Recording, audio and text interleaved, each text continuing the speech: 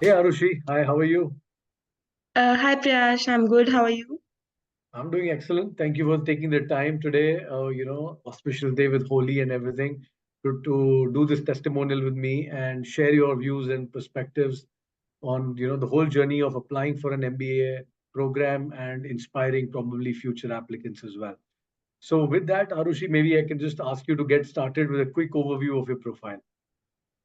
Okay, so my profile will be something like I graduated from NIT Jalandhar in biotechnology engineering, and I completed that in 2021. And after that, I worked for 2 years in Wipro Technologies as a project engineer. And after that, I switched to project management role in a very small company, IE Impact, and I started working there. So I have a very low work ex as compared to the ones that is usually considered to be for MBA grads. So that is something I've been doing, and my GMAT score is somewhere. My GMAT score is 700. When I started with LilacBuds, it was 680. I retook my exam and I applied a few colleges with 700. So why did you decide to pursue an MBA, biotechnology, Wipro, and then a relatively unknown name on your CV? Of course, there would be a decision on why you wanted to do an MBA, and what were you thinking before you came to us? Okay, so for me, MBA was basically I wanted to end up in an entrepreneurship role in future, and I consulted many people before that should I wait for another 2 years before I end up doing my MBA. I knew I had to do it now or after 2 years. That I was very sure about. It was just a matter of that if now is the right time. So I did consult a few people. Rajiv was one of them. So I made it a point that if my chances are better for next year, I'll apply next year. But it was eventually decided that if I have something in mind and my current work is not adding up to that, so there is no point waiting. I should do it right away. And that is what I took from it. Then I wholeheartedly went into it, started my GMAT prep, IELTS prep, my profile creation, and everything. Cool. Yeah. So So, 3 years is a little less on the work X side, where as you correctly mentioned, but the clarity was there. You also mentioned you spoke to other consultants. Now, what made you choose Lilac Buds over all the other consultants you spoke to? number one would be very strong recommendations. They were not recommendations I read just anywhere. It was a very strong recommendation from people who have worked with him that completely trust him and go with it. That was the recommendation given to me about Rajiv. I talked to a few of his clients. I found their number somewhere. So they gave me this recommendation that no, complete trust. Don't think anything. He'll make it work. So one Awesome. was that. That recommendation has worked for you as well, clearly. Yes, So it has. It has. so putting your trust in us, thank you very much for that, and of course, trusting the whole process itself. So maybe just give a quick overview of what the process was like after you started. You made the commitment. What was the process for you in terms of getting to your applications, going through your applications? Also share which schools you applied to, and where you got your admits. Yes, for sure. So I started somewhere, sometime around June when I first, like May and June, when I first contacted and was paying my like consultancy fees and everything. I paid that, and after that we started on the brainstorming sessions together. So I was not very clear with like these questions. I had always had a doubt that I am on a lower work ex site. So will it be a disadvantage to my profile, and how will it go when asked in an interview or when a college asks me this in any scenario? So Rajiv made me very sure about that first. That how will that be done? That I have a profile that has low work but my work is very significant. I have been working in a marketing technology project, so it is a Martech project. So it aligns with my future goals, which is to go into marketing. So it definitely aligns with that. So that was the story creation we worked on before we started looking at any college or any application. So one was that. Second was to fine tune my goals. I had some goals in mind, but those were not very realistic at some points, or they needed some short term goals to go to those long-term ones. I had long-term goals in my mind. So those short-term goals, I sat with him, weighed in my options, and I chose what I wanted to do. So that was something I did with Rajiv at that point. And after that, I started writing down my strengths, weaknesses, all the scenarios I have worked in during the past. At that point, my work ex was 2 years. So in those 2 years, whatever I had worked upon, all the situations I came across in my journey. So those I wrote down and categorized so that it's easier for me whenever it's time to write down in a essay or whenever I have to prepare for any interview. So all that work was done way before any applications even came. Correct. So There's a lot that of was one. pre-work that has to happen before you. In fact, a lot of pre-work starts even before you make your shortlist. So Yes. once you complete the pre-work, then you are really sure about the kind of programs you are going to apply to.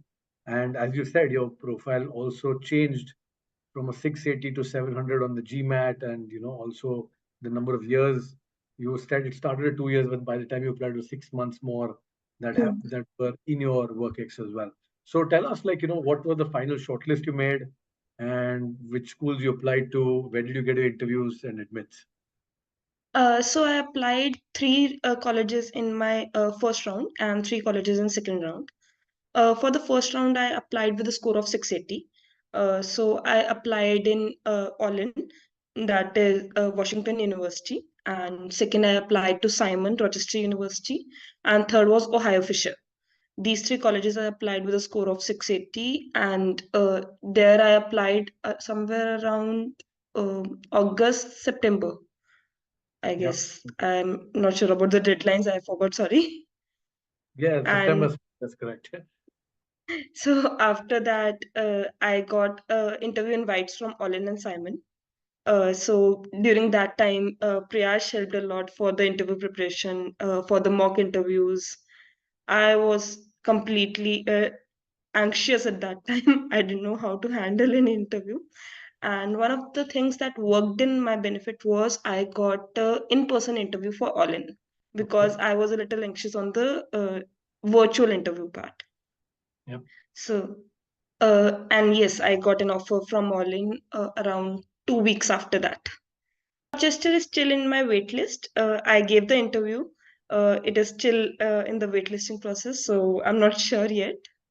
But Okay. yes, I have other offers now. Okay. And then tell us about the round two plan. Yes, for the round two, I applied to UCI, University of California, Irvine, and there I was rejected straight away. And next were Foster and UNC, Cannon Flag. Mhm. So these three. Out of this, I only got an interview invite from Foster, and very gladly I was able to convert it with good scholarship. I got a scholarship of around 31,000 per year.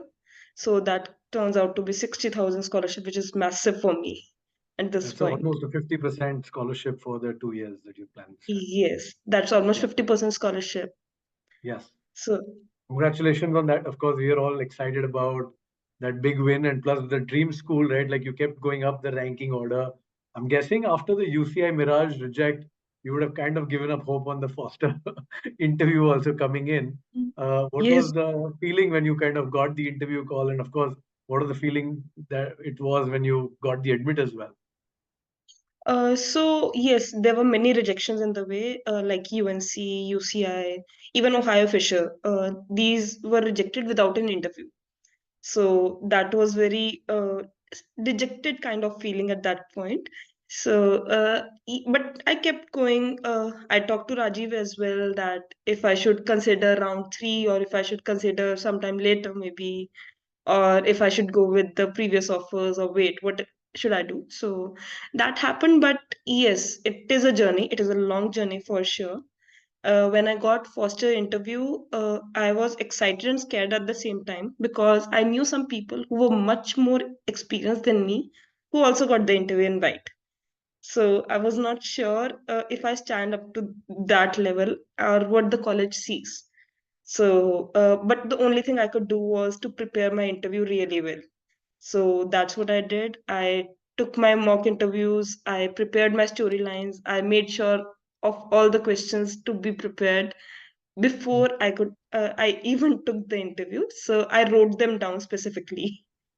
Yeah, I mean the interview prep was quite hardcore. I would say you were, I could see that evolution of improvement over the discussions you had with the different people on the team, and I think that showed in the final preparation as well. But that said, there's always this anxiousness when you open the admit letter. So just tell me about that moment. When you got that email, what was the feeling like to open that email? Okay, so just before that, I applied some other school, and I got a reject on my birthday. It was my birthday 2 days back, and I got a rejection letter. I Okay. was like, I was completely hopeless at that time. Okay, leave. I won't see anything. And first year actually sent their admits 1 week earlier than their decision date. Their Hmm. decision date is 29th, and they sent it on 22nd. So that was the day after my birthday. I woke up and I see an email that has come in at 2 at night. So at Okay. 6:37, I saw the email and it was a really good feeling. I was calling my parents I was out. So I was calling my parents, somebody pick up the call, somebody pick up. So that was a kind of excited feeling. 7 a.m. I'm And pretty sure they're not expecting to hear back from their daughter all of a sudden. Yeah, they would be like, "Kya yes, ho gaya hai, beta? What happened suddenly at 7 a.m.?" Right. Good. Awesome. So yeah, and then with the scholarship, right? Like that is another the major, very major next email win. was of scholarship. The first one was a admit, and the very next email was for scholarship. So cherry on top. Yes, absolutely, the cherry on top. And now, if you reflect back on this whole journey, if you had to tell something to all our future applicants, what would be like one major takeaway as they prepare for their MBA journey? One thing will be that don't take the research part lightly at all. Scores are not the end thing, and they won't decide your admits. Uh, it will be a contributing part, no doubt, but to know your goals very clearly, the AdCom members see through you.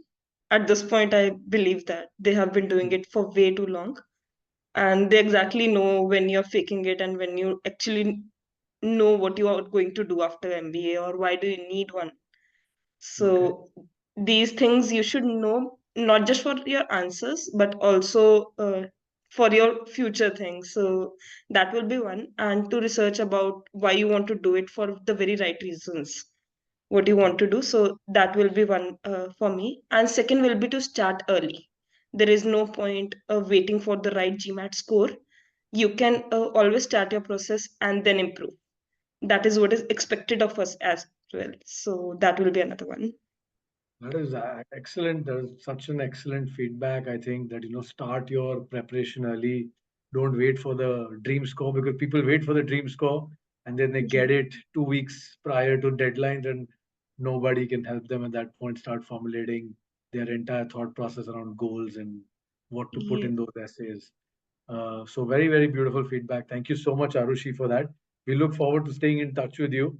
Lovely working with you, of course, for the whole team. Congratulations once again from the entire LilacBuds team. And many, keep sending us pictures once you're on campus. For sure. Thank you so much. You guys helped a lot. Thank you. Thank you. Take care.